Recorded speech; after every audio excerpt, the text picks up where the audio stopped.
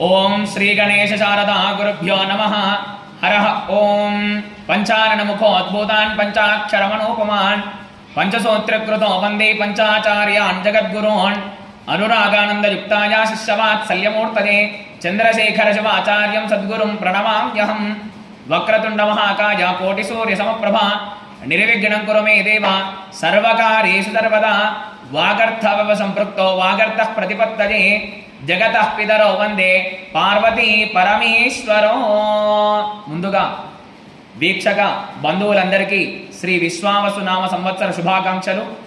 మన ఉగాది మన పర్వదినం సనాతన ధర్మంలో ఎన్నో పర్వదినాలు వస్తూ ఉంటాయి, అందులో ఈ ఉగాది ఒక్కటి।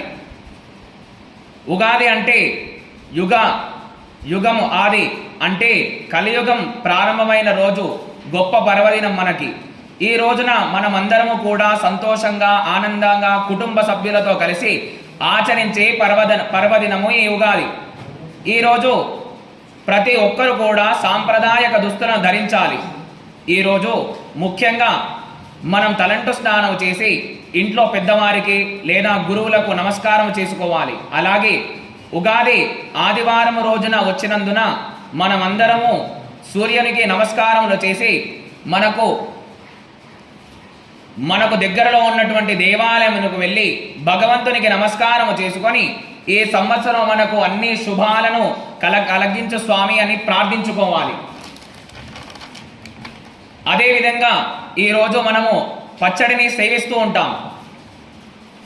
శతాయు వజ్ర దేహాయ సర్వ సంపత్కరాయ చ సర్వారిష్ట వినాశాయ నింబ కలంబ భక్షిణం అంటూ మంత్ర శ్లోకాన్ని చెబుతూ షడ్రుచులతో కూడినటువంటి పచ్చడిని స్వీకరిస్తాం। దీని అర్థం ఏమిటంటే మన జీవితాలలో సుఖ కష్టాలను ఏది వచ్చినా కూడా నేను ఎదిరిస్తాను అనే నమ్మకం, సమస్త అరిష్ట దోషాలను తొలగిపోవాలని నామ మంత్రముతో మనము ఆ యొక్క పచ్చడిని స్వీకరిస్తాం। అయితే ఈ సంవత్సరం విశ్వావసునామ సంవత్సరం, ఈ యొక్క 60 సంవత్సరాలలో 39వ సంవత్సరము ఇది। ఈ 39వ సంవత్సరానికి విష్ణు విశంతి అని అంటాం। అంటే ఈ యొక్క 60 సంవత్సరాలను 3 భాగాలుగా విభజించారు। బ్రహ్మదేవుడి ఆధీనంలో 20 సంవత్సరాలు, విష్ణుదేవుడి ఆధీనంలో 20 సంవత్సరాలు, శివుడి ఆధీనంలో 20 సంవత్సరాలు ఉంటుంది। అలా విష్ణు ఆధీనంలో 39వ సంవత్సరములోకి మనము వచ్చాం।